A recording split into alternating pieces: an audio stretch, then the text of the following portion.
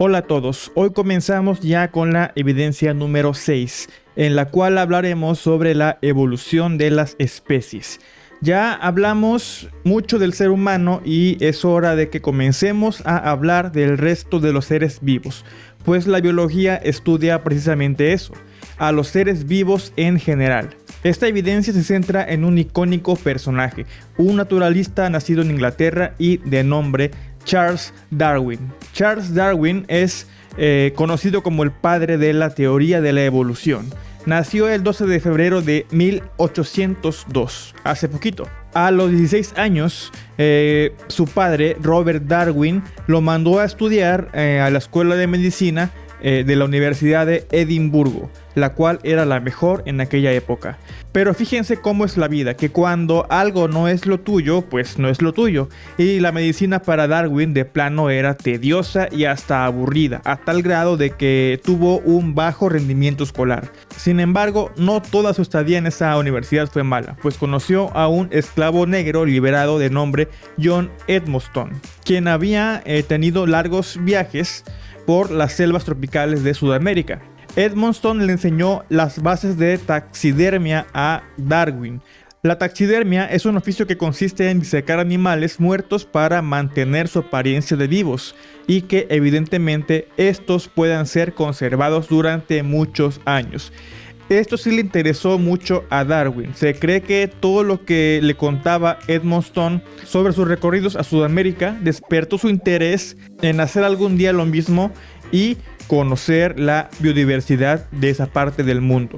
Y bueno, Darwin finalmente dejó de estudiar en esa escuela casi 3 años después, sin terminar sus estudios, pues de plano él no era bueno para eso, así que no le ponía empeño y por lo tanto a su padre le disgustó esto y decidió enviarlo a la Universidad de Cambridge para convertirse en un ministro de la Iglesia de Inglaterra. Claro, no terminó los estudios de medicina, por eso su padre lo envió a la Universidad de Cambridge en Inglaterra, que es la que están viendo en pantalla. En esa escuela Darwin se centró más en estudiar a los animales y a las plantas y por un tiempo a coleccionar escarabajos, pues a Darwin le fascinaba todo lo que tuviera que ver con los seres vivos. Tuvo un profesor de botánica de nombre John Henslow y con quien llegó a tener una gran amistad, tanto que en 1831 este señor Henslow recomendó a Darwin a un oficial de la Marina Real Británica llamado Robert Fitzroy, quien planeaba realizar un viaje alrededor del mundo en un barco llamado HMS Beagle, que es el que ven en pantalla.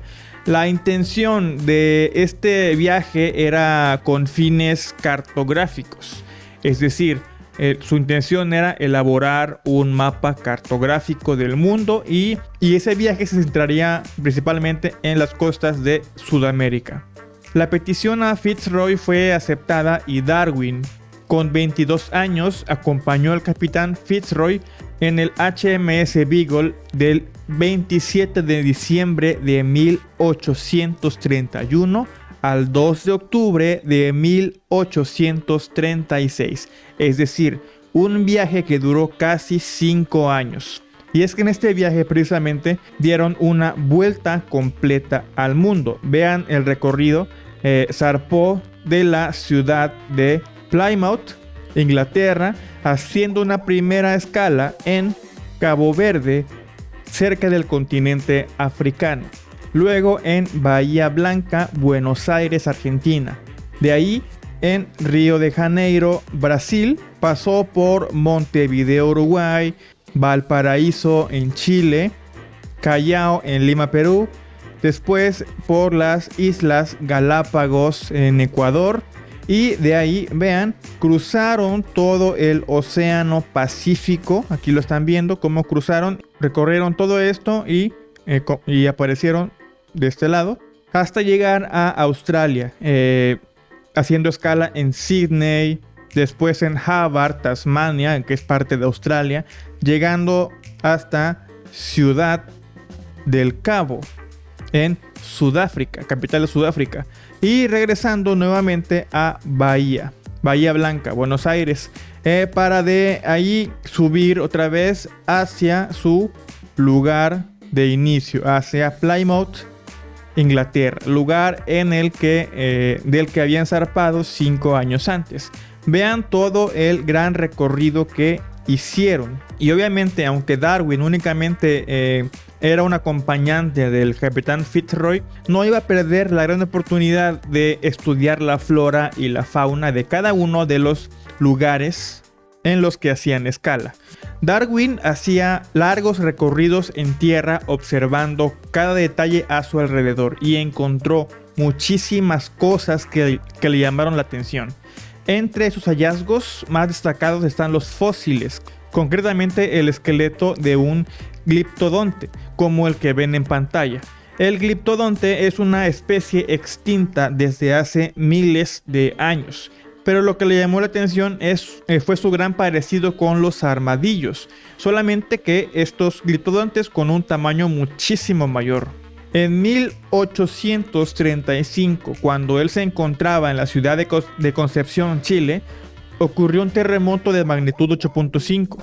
Como también tenía conocimientos de geología, que es la ciencia que estudia la Tierra, se puso a realizar observaciones en todas las áreas que pudo y que fueron afectadas por el terremoto. Incluso dijo que fue algo muy terrible por el desastre que hubo, pero también que fue el espectáculo más interesante que él haya presenciado.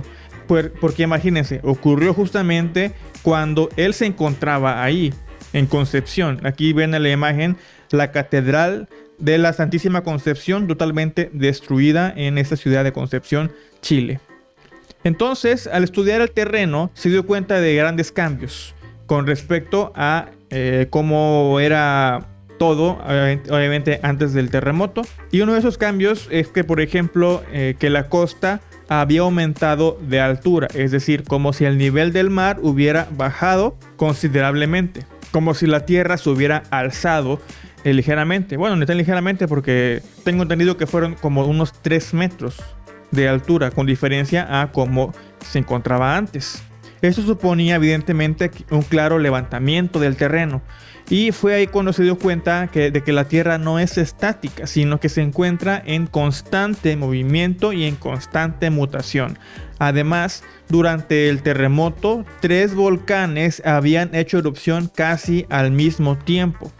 Es lógico entonces que desde el inicio de los tiempos, toda la Tierra ha estado en constante transformación. Por ejemplo, que antes quizás no habían 5 continentes, que muchas de las islas que hay en el mundo son producto del mismo movimiento de la Tierra, del movimiento telúrico. Entonces, si en cada lugar del mundo vive una gran cantidad de seres vivos, entre plantas, animales y microorganismos, cada vez que la Tierra cambia, que se mueven las placas tectónicas, que el clima cambia, etcétera, siempre han tenido que adaptarse a estos cambios. Y esto lo comprobó una vez que llegó a las Islas Galápagos en Ecuador. Las Islas Galápagos son un conjunto de 15 islas grandes y 3 pequeñas. Darwin fue recorriendo cada una de estas islas y observando su flora y su fauna, principalmente a las aves y a las tortugas. Y se dio cuenta, fíjense bien, que aunque en cada isla habitaban estos animales, su morfología era un poco diferente en cada isla. Una de las principales diferencias eran el caparazón de las tortugas. En las islas más montañosas y verdes, las tortugas tenían el cuello corto y el caparazón con una forma más como esférica, como forma de bomba. Mientras que las tortugas de las islas planas, sin montañas y además secas, tenían el cuello largo y el caparazón con una forma de silla de montar. Lo curioso es que en estas últimas islas, como eran islas secas, su vegetación era más predominante eran los cactus, los cuales eran muy altos. Y por lo tanto supuso que en esas islas las tortugas tenían que tener el cuello largo para poder alcanzar los frutos de esos cactus. Todo lo que Darwin observaba y lo iba escribiendo en una libreta, y además le enviaba cartas sobre sus descubrimientos y conclusiones a su profesor Henslow. También durante el viaje coleccionaba conchas, fósiles y hasta algunos animales, mismos que llevaba a bordo del barco. Esto fue algo que evidentemente no le gustaba mucho al capitán Fitzroy, pues su único objetivo para él era el determinar su mapa geográfico. Así que Darwin era como un niño curioso, que todo lo que observaba le parecía muy interesante.